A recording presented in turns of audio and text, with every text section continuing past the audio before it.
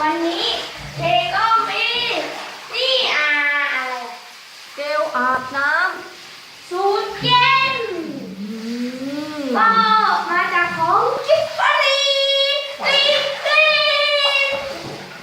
อาบกันเลยอาบกันเลย ก็จะเย็น อาบกันเลยสดชื่น ลองกดเนื้อเจลกดเนื้อเจลนะเนื้อเจลใส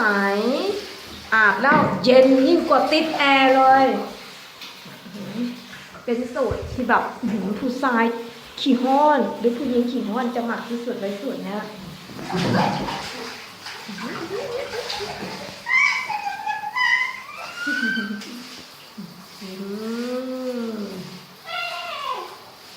เขาจะฟอกถิ่มไว้ประมาณ3 นาทีจะรู้สึกสดชื่นเย็นสบาย ไม่ก็ถ้าอยากให้เย็นกว่านี้ก็คือเวลาเราอาบนะเราก็ทานี่ไว้ก่อน แล้วก็แปรงฟัน